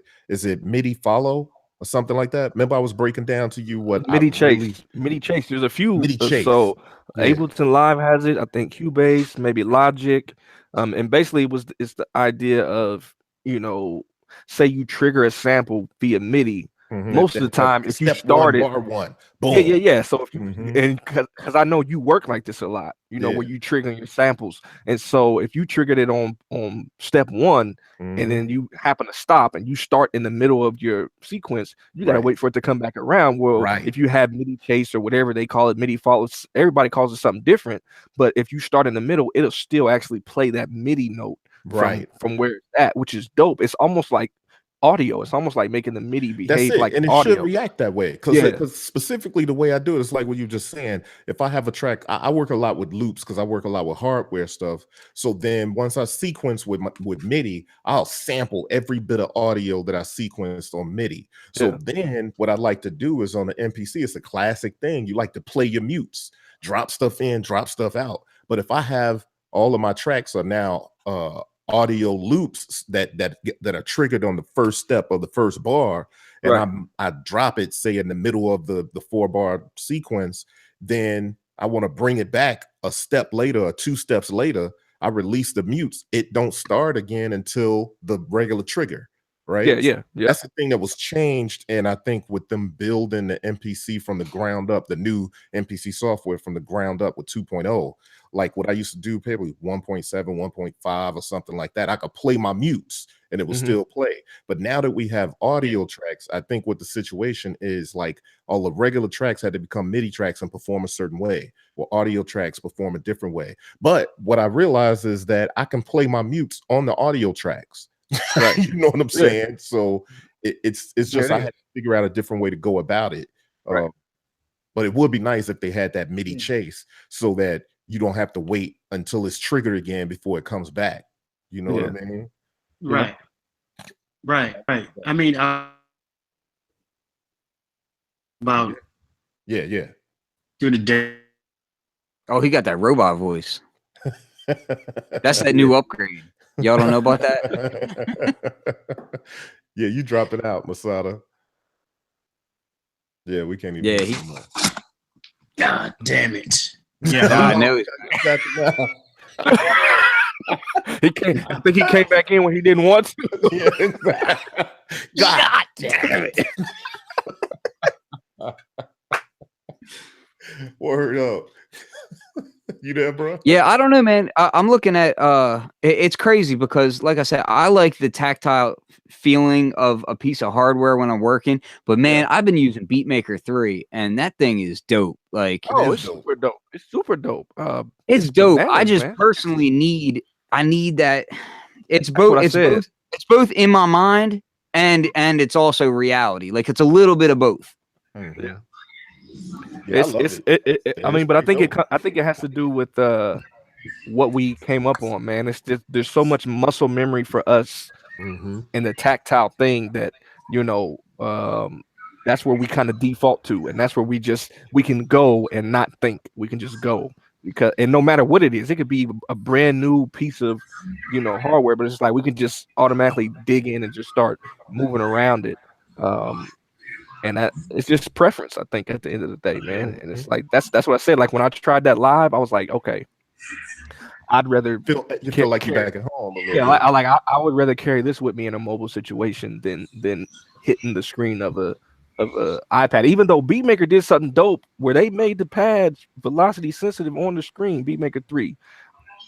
When I Which is seen that, I dope. was like, yo, that's crazy. They made it to where the height that you hit the pad determines the Yeah. velocity of it. So it's like if you hit it at the bottom, it's low, hit at the top, it's high. And I was able to get some dope velocity with that. But it's And like on top of it's that, you can do the it's got that little sidebar piece that you can do, and yeah, then you can So you use that can for keep rolls, working and you it. can Yeah. yeah, there's a lot of functionality on that thing that's dope. But so one thing that I would just want to bring up is slightly off topic, but it's still to the same point, is that I love these pieces of gear all being, you know, kind of like in one place. And one thing that I really hope happens is I have a serious disdain for beat back today. Like I hate them with a passion. I think they're horrible. But what? And I think beat battles, like Battles, live okay. beat battles. If you go out to a beat battle, I just think they're garbage today. Like because I came up when you beat battled, it was a performance. Like you were actually there was a reason why the crowd was paying money to see you, and that wasn't because you were playing an MP3 file and dancing around. Like I'm not Jennifer Lopez, and I'm not getting up there and dancing and shaking. I'm not P Diddy either. You know what I mean? I'm not doing that. And to me, that's I don't even feel comfortable with that. I hate I really can't stand it. But now that the MPC Live is here, you got cats making beats on iPad. You can use Machine. Like I've used Machine in beat battles. Like, you know, you can actually perform live again and do stuff live in beat battles again.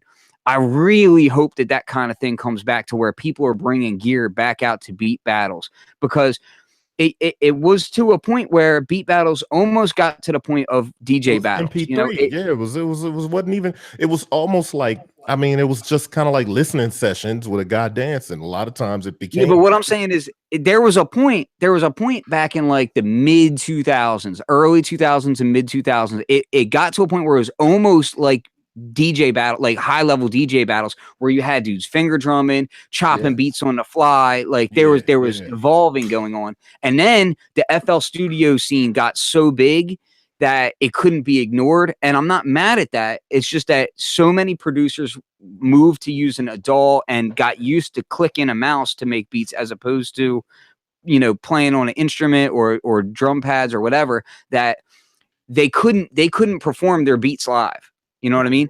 And yet they still wanted to have that same light as the people who could perform their beats live. And the promoters kind of caved on it, and they were like, okay, just bring a CD. Okay, just bring an MP3. And yeah, just dance up there like a moron. Like it's cool, you know? And it's not cool, man. It's not hip hop. I'm sorry. It's not hip hop. Like, no, like, so I'm hoping that by a hardware resurgence and a hands-on resurgence, you know, even if it's iPad, I mean, anything is better than just playing an MP3 and dancing. Like, don't do it. To tell you the You truth, look silly. I would like to see MP3 beat battles. I mean, iPad beat battles, not MP3. That's kind of what it's been. But I would like to see iPad beat battles to see just how, because there's a lot of people that's doing dope stuff on iPad only. That's kind of surprised, kind of shocking, because the power that these apps have nowadays is just next level. I've even incorporated it some into my sound design, because, you know, it's just yet another sound source. And you got more effects and stuff and all kinds of stuff like that. So it's dope, man. And listen, man, like, I'm not knocking producers who make their beats in the lab and want them to be heard. Like, I don't want it to sound like I'm just knocking them. It's just that don't pretend like that's a performance, because it's not. You know what I'm saying? Like, yes, your beats can be more fleshed out, and you can do so much more with a beat that's been done in the studio and can only be played back via studio equipment or MP3.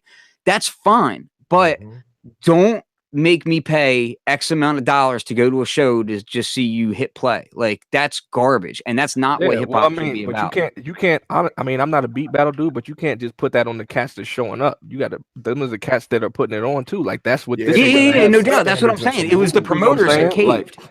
Like this is what they're saying. This is how we do it. This is what we need from you, and this is how it's gonna go. Like, it's a totally different.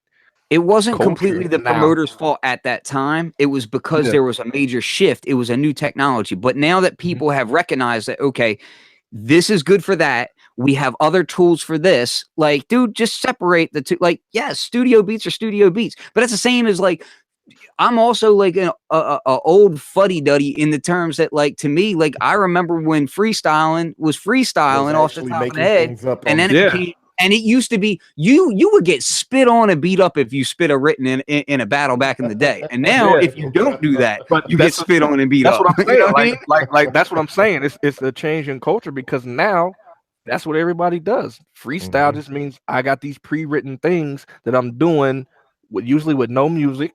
You know what? A lot of I'm times, stopping to make sure I emphasize the punchline. Like it's a mhm, totally different thing, and that's what I'm saying. It's freestyling, like I think overall for a lot of people nowadays means you're spitting the rhyme, even if it is written, which most times it is. It's not necessarily sticking to any one particular Yeah, topic. It's or changed. it's not a in that song. way. Yeah, it's not a Ain't no It's song, chorus. changed in right? that way It's, to where like mhm. they changed the definition in Yep. a way that kind of like works, but it really, let's be real, it just No, helped out people that couldn't freestyle. freestyle is Like, supposed to be making it up off the top of your head. Period. yeah, You know what I'm Yeah, saying? I mean, I hear you, but it's like, hey, man, look, yeah, times change and I get that, but I still miss that. See, I still look at it like, dude, like the hip hop side of it of just jazz, like improvisational jazz is to me what freestyling always was. It was that improvisational style. Mhm. And when that got lost, it is heartbreaking, you know? Like, so when I saw that, like, I would always be bitter about that kind of thing, you know? I mean, you Well, still have yeah, people it's that kinda like, you know, that freestyle though. But I mean, I'm just saying the Yeah, commercial, no doubt. the commercial side and the more publicized beat battles and freestyle battles and stuff have a certain performance aesthetic to it that mhm. the people that are coming into that conform to that because that's what's expected. You know what I'm saying? So it's like, I feel like when we was freestyling more, and for those that don't know, like I come from the background of being an MC most of my life. It's not until recent years that I've gotten so into music production that I don't spit rhymes much at all anymore. But the whole thing about freestyling, like as an MC, that's one of the things. It was like exercising. It's kind of one of the things like an athlete exercises to keep him sharp on the field. You know what I'm saying? Like if you freestyle, it's kind of like keeping you sharp as an MC. It kept you on your toes. It kept you right where you needed to be, so that also too when you in a crunch, you know what I'm saying, you can always get out of that crunch because you can freestyle and you got that muscle memory is right. But You know what man, I I mean? tell you what, like you kind of look now at things that are deemed acceptable in hip hop now are just, you know, and I shudder to call it hip hop because it's not necessarily hip hop. You know what I mean? Like Yeah. like when I see certain acts on like Sway and Tech, or excuse me, that's how old I Yeah, am. that's right. Sway and Yeah. That didn't even feel odd to me when you just. I was like, but no, Sway in the morning. You're right. Yeah. Yeah. Well, I'm also on the East Coast, and like, yeah, it's. I just remember staying up, and I would have to tape the shows and all. But nah, Yeah. like when you see certain cats get on Sway Show and freestyle now, and it's like they would have gotten beat up in a lunchroom for that. Like, you know, it's something else. But yo, there was a good point in here by Catacomb. Physically. Yo, there's a good point in here by Catacomb talking about the SP404 still out there in live battles. And yeah, there's a huge scene in like the lo-fi hip hop community for using the SP404. And man, yeah, it's dope. Like a lot. The first cat I can remember really like going in on a 404 and not just for making beats like Doom and whatnot, but for like actually performing with it was this cat from Anacon named Gel. And he used to just go nuts on that thing. You know, the first person I saw that was impressive with it is Eloquent. Yeah, Eloquent was dope too. Yeah. I Gel, Eloquent, and what was that other cat's name? There was a East Coast cat. Oh, I can't remember his name. But yeah, like that thing is one of those little it's a sampler that is for live performance. You know what I mean? Like that thing, it works best in that way. So, you know, the fact that more of these pieces of hardware where people can take them out and it's, you know, you can have a beat with it and really get into it. Yeah. People need to embrace that and just start showing up to those MP3 beat battles and do stuff live and kind of make people cry because they can't do what you're doing. You know what I mean? Like sometimes, you know, the sad thing is a lot of the promoters now won't let you bring your gear because they haven't budgeted for a proper mixing setup. You know, they haven't budgeted for you to have the inputs. Show for them. It complicates the show for them, and they're scared. You know what I mean? And I'm like, man, no, I don't care how scared you are. You either do it right or you don't do it at all. So, all right. So it feels like we did 2 shows just because we was 2-man show for an hour, and then 4-man show for an hour. So, yo, I hate to be abrupt, but we're gonna go ahead and close this one down. Yeah. But it's been a good conversation, everybody. For sure. And as we always do, go ahead and close. I'm gonna go around and let everybody tell what they got coming up, and then we'll reconvene again soon. Joe, anything you want to close out with, bro? Hey, man, just come through the site, come through the channel, Sounds of Gear everywhere. Twitter, Facebook, Instagram. I got some stuff coming. Just if you follow me on Instagram, I post a lot of little things here and there, so you can kind of really keep up there. And then obviously on YouTube, check the channel and stuff like that. So yeah, just follow me at Sounds of Gear, man. I got some stuff for y'all. Word. And Ken, what's up, man? Yo. So over at fluxwithit.com and youtube.com /fluxwithit, and on Instagram, flux302. I got a show coming up. I think it's Tuesday. I'm doing a Synth Summit show with one of the modules in this rack here, the designer behind it. So I'm going to be digging into his brain and asking him all kinds of questions. So if you're into modular at all, you know, you can check that out. If you're into just making beats, I got some sound packs coming out. Flux with It is on Native Instruments sounds.com. And also I've got a new pack coming out that is a combination of a bunch of other packs that'll be up on shop.fluxwithit.com in about a week. So that pack is going to be real dope. So lots of Rhodes and drums and kinds of crazy stuff. So you can check that out. Word. And Masada, what's up, brother? You got anything you want to let the people know about before we be out?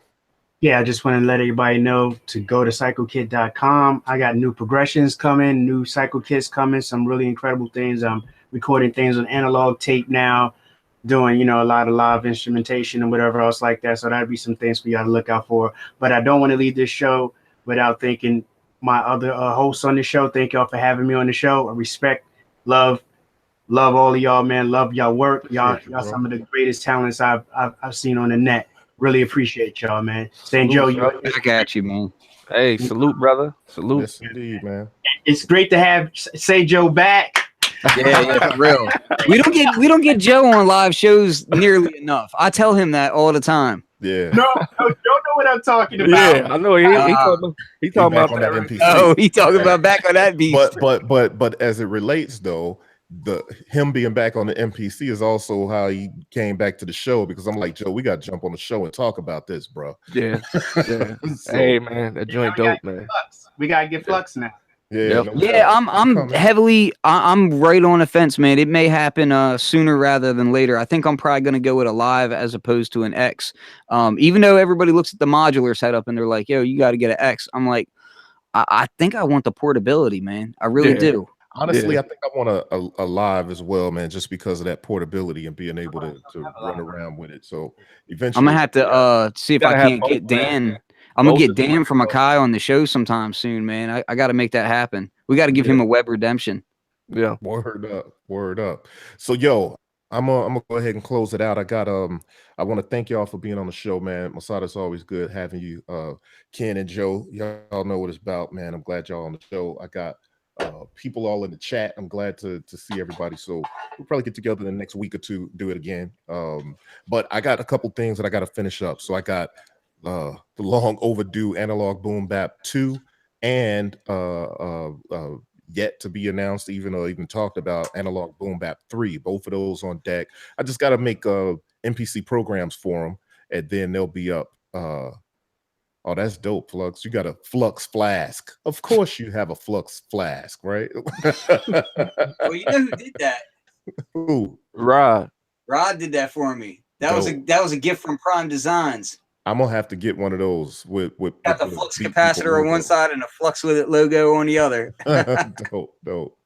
All right, man. So yeah, check beatpeople.com and bboytechreport.com, and stay tuned to my channel. Subscribe to this YouTube channel because you know, there'll be more podcasts coming, and I'm gonna be doing more videos on both the analog rhythm MK2 and the MPC X. So stay tuned, and we're gonna rock out. All right, Beat People podcast. We out.